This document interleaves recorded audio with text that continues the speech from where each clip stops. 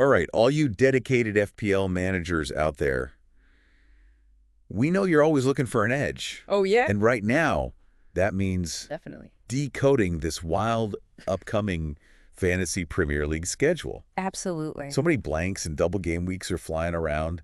It's tough to know which way is up. I know, it's crazy out there. But fear not, because on this deep dive, That's right. we're going to break it all down. Absolutely. Make sure you understand not just what's happening, but how to actually use that info to your advantage. It's going to be good. And to help us with that, we've got our resident FPL expert. Hello. So glad to have you back. I am excited to be here as always and ready to break down this chaos. We need it. Yeah. What are we seeing out there this season? Well, I mean, what we're seeing this season is really a level of fixture congestion and uncertainty Right. that I think really tests even the most experienced FPL managers. Yeah. You know, we're gonna give you the insights you need to not just survive, but thrive Yes. in this chaotic environment. Let's thrive, not just survive. Yeah. Let's start with the here and now game week 25. Okay. We've got a confirmed double game week, which always gets those FPL senses tingling. Always. You know, everyone gets excited It's exciting. about the doubles. Aston Villa and Liverpool are the lucky teams with 2 matches, meaning double the chance for those sweet, sweet FPL points. That's right. Double the points, double the fun. Double the fun. And for those of you who are newer to the game, a double game week just means a team plays twice instead of once. Right. Gives their players 2 opportunities to rack up points for goals, assists, clean sheets, All that good stuff. all the good stuff. Exactly. Yeah. And with 2 teams doubling, That's right. it's prime time to capitalize. If you've already got players from Aston Villa or Liverpool, you're sitting pretty. You're in a good spot. But if not, you might want to think about some strategic transfers For sure. to bring in some of these double game week heroes. That's right. You got to think about the transfers. And, you know, it's crucial to look beyond just the double game week itself. Right.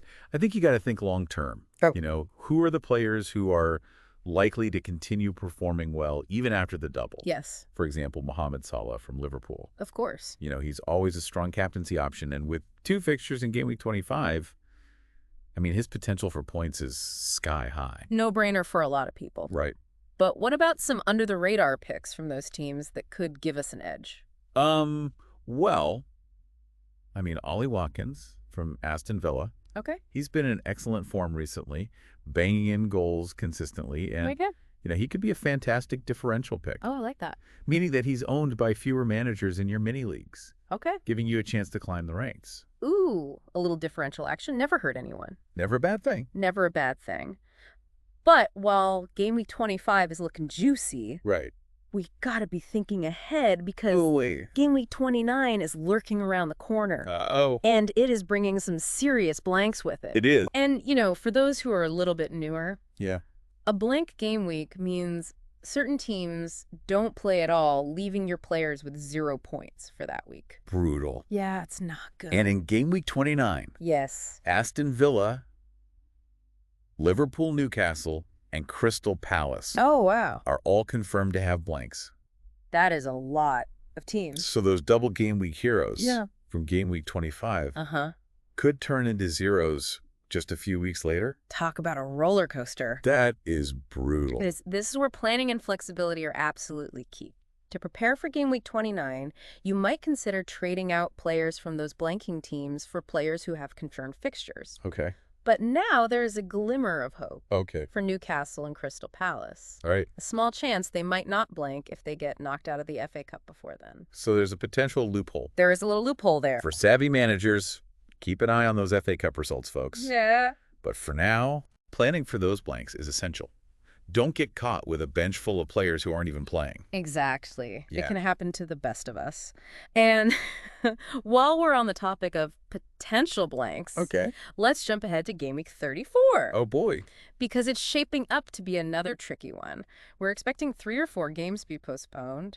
Oh, no. And yes, you guessed it, Newcastle and Crystal Palace might blank again. Are you kidding? If they're still in the FA Cup at that point. It's like trying to solve a puzzle where the pieces keep changing. It really is. It's a constantly evolving puzzle. I can't keep up. But remember, this unpredictability is part of what makes FPL so engaging. Okay. It's a mental game as much as it is about picking the right players. Okay, so we've got confirmed blanks in game week 29. Yes. Potentially more in game week 34. Right. It's enough to make your head spin. But let's zoom out Okay. and connect these blanks to the bigger picture. When matches are postponed, they need to be rescheduled somewhere, right? This means that the blanks in game week 34 will likely lead to double game weeks later in the season to make up for those missed fixtures. Okay, that makes sense. Yeah. So while we're navigating these blank game weeks, we can also anticipate some double game weeks down the line. Exactly. But here's where it gets really interesting. Okay, I like where this is going. We don't know exactly which teams will get those double game weeks. Oh, that's true. That is the tricky part. It's like anticipating a delicious meal, Uh-huh. but not knowing what's on the menu. Right. You're just waiting. I'm starving, but I don't know what I'm getting. Exactly. Exactly. Hmm. We can speculate, but planning too far ahead becomes a bit of a guessing game. It does. I mean, and that's why staying informed and adaptable is crucial. All right, There's a key date give it to me. to mark on your calendars, game week 28. Okay. That's when the FA Cup quarterfinal draws will happen, Right? giving us more clarity about future blanks and potential double game weeks. So that's when some of the fog starts to clear. A little bit, yeah, a little bit of the fog. But even then, you're saying it's risky to use our wildcard chip in game week 30. I would not recommend it. I mean, the wild card allows you to completely revamp your team, Right. but it's most effective when you have a clear picture of the schedule. Right. Using it in game week 30 could mean missing out on crucial information about double game weeks that emerges later. So patience is key when it comes to that wildcard. Patience is always key in FTL. Always. All right, let's focus back on the more immediate future, game week 29. Okay. With all those blanks. Yep. Has a deadline of March 15th. That's followed by an international break, and then the FA Cup weekend. Right. A lot going on. A lot happening. And this is where we need to be extra cautious. Okay. The FA Cup results that weekend will determine which teams blank in game week 30. Making hasty transfers before that information is revealed could backfire big time. So hold your horses, folks. Exactly. Don't jump the gun. Let it play out a little bit. With those transfers, wait for those FA Cup results. Let those FA Cup results roll in. To roll in before making any rash decisions. Right, because let's not forget that FPL is a marathon, not a sprint. It is. And navigating this tricky schedule is all about making smart, calculated moves that benefit you in the long run. All right, so we've covered the confirmed blanks, the potential double game weeks, Yep. and the importance of staying flexible. But now the million-dollar question, Hit me with it. how do we use our chips strategically amidst all this chaos? Now, that's the question everyone wants to know the answer to. Yes. So many chips. So much chaos. So much to think about. That's the big question on everyone's mind right now. How do we navigate this crazy schedule and use our chips wisely? Let's dive into that. Okay, so we've got our arsenal of chips, bench boost, triple captain, free hit wildcard, Uh-huh. and of course the assistant manager. Yes. With so many moving parts in the schedule, Yeah. where do we even begin? It's easy to get overwhelmed, but the first thing to remember is that every FPL manager is in a unique position. Your current team, your league, standing, your risk tolerance. All of these factors influence your optimal chip strategy. There's no one-size-fits-all answer. Right, so cookie-cutter strategies are out the window this season. Yeah. We've got to be adaptable and think on our feet. Let's start with the bench boost chip. Given all this uncertainty, is holding on to it for that potential big double game week in game week 3 still the best move? Yeah. Or could there be a smarter play? Game week 33 is still the most likely candidate for a massive double game week. So it's tempting to hoard that bench boost. However, if you find yourself in a situation where you can field a strong bench in an earlier double game week, say game week 25 with those Aston Villa and Liverpool players, Right. it might be worth considering playing it early. So don't be afraid to break from convention Exactly. if the opportunity presents itself. That's right. What about the triple captain chip? Is it worth waiting for a double game week, or are there scenarios where using it during a single game week could make sense? The triple captain is all about maximizing the explosive potential of your star player. Ideally, you want to use it when a player is in top form and has a favorable matchup. Okay. Double game weeks amplify this potential, Of course. but don't rule out using it during a single game week if you're feeling really confident about a particular player's performance. Let's say Harry Kane has a juicy fixture against a leaky defense in a single game week. Right. And he's in red-hot form. Yeah. That could be a triple captain opportunity. Interesting point. So it's not just about the double game weeks. It's about finding those moments where a player is primed to explode, Yes. regardless of whether they have one fixture or two. Exactly. Now let's talk about the free hit chip. Yeah. You mentioned earlier that it's more valuable in a blank game week this year That goes against the usual advice. Can you elaborate on that for our listeners? You're right. The traditional thinking is to use the free hit to navigate a double game week when you might have several players without a fixture. Right. But this season, with the abundance of blanks, Yeah. the free hit becomes a powerful tool to field a full 11 during those blank game weeks when many managers will be struggling. Okay. Game week 29 and game week 34 are prime targets for the free hit, Right. depending on which teams in your squad have blanks. So instead of using the free hit to maximize points during a double game week, we're using it to avoid losing ground during a blank game week. Exactly. It's a defensive strategy in a way. It is. Minimizing damage rather than going all out for attack. Sometimes the best way to win in FPL is to avoid losing. That's a really interesting shift in thinking. For sure. Now let's move on to the wild card. With the schedule constantly in flux, I imagine patience is the name of the game here. Oh, yeah. It feels like holding on to the wild card for as long as possible is the smartest move. Right. The more information we have about future double game weeks, the better equipped we'll be to build a team that's optimized for the run-in.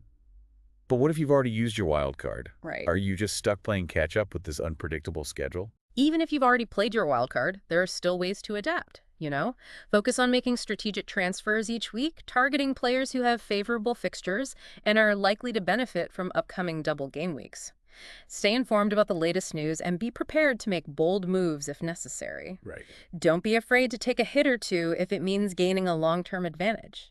So even without the wild card, Yeah. it's not game over. No, not at all. It's about staying agile and making those week-to-week adjustments to keep your team competitive. Now, you mentioned earlier that you've already played your triple captain. What's your personal strategy with your remaining chips given this fluid schedule?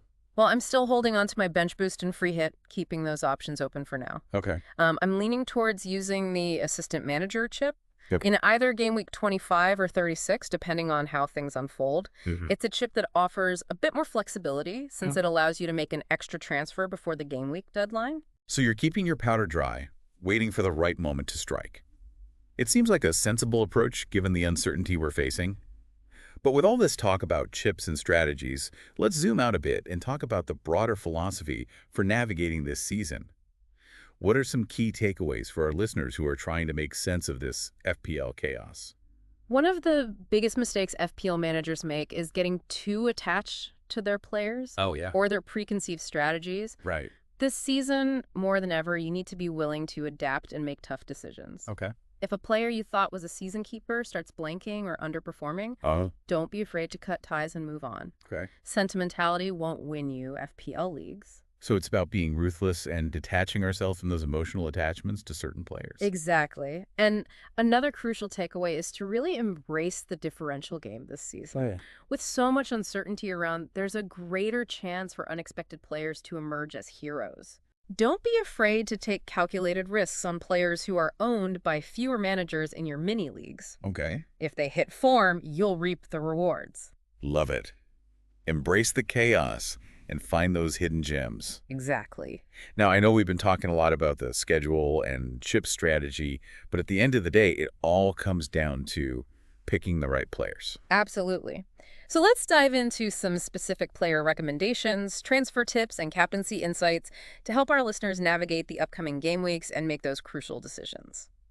All right, it's time to get down to the nitty-gritty. Let's do it. Give us the names, the players we should be targeting, trading, and maybe even slapping that armband on. Okay, let's start with the immediate future game week 25. Okay. With those juicy double game weeks for Aston Villa and Liverpool. So those are the teams to load up on, right?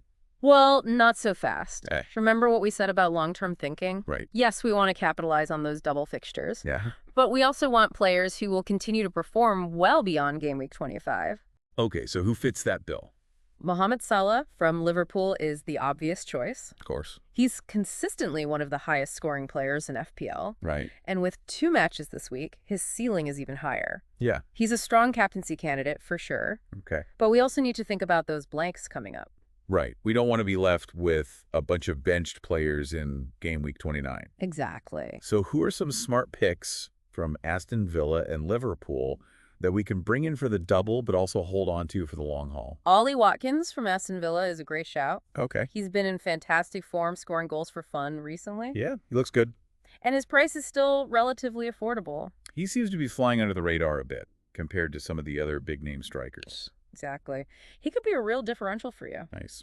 And for Liverpool, Trent Alexander-Arnold is always a threat going forward, Well, yeah. even if his clean sheet potential isn't as high as it used to be. Trent is always tempting with those assists and set-piece deliveries. Sure. Now, what about those blank game weeks? Specifically, game week 29. Who should we be looking to ship out? Players from Newcastle, Aston Villa, and Liverpool, Okay. who don't have a double game week in game week 25, Right. should be top priorities for transfers out, sons. You don't want to be carrying dead weight during a blank game week, No. especially when there are players with fixtures who can bring in points. So it's all about maximizing every point opportunity and minimizing those blanks as much as possible. Absolutely. What about those brave souls who are planning to use their free hit chip in game week 29? Any recommendations for players to target specifically for that week? This is where it gets strategic. Okay. We need to think about players who not only have good fixtures in game week 29, Right. but also have potential for double game weeks later in the season. Oh, right. It's all about maximizing that free hit value. So double-checking those future fixtures is crucial. Yeah. Are there any teams that stand out? Keep an eye on teams like Manchester City and Tottenham. Their schedules are looking quite favorable in the coming weeks, and they've got some exciting attacking assets. Okay, cool. All right, so we've talked about targets for transfers in and transfers out. Yep. Let's move on to the all-important captaincy decision. It's a big one. Who are the contenders for the armband in the upcoming game weeks? As we discussed, Salah is a top contender for game week 25. Okay. But don't overlook other in-form players with good fixtures like Kevin De Bruyne from Manchester City or Harry Kane from Tottenham.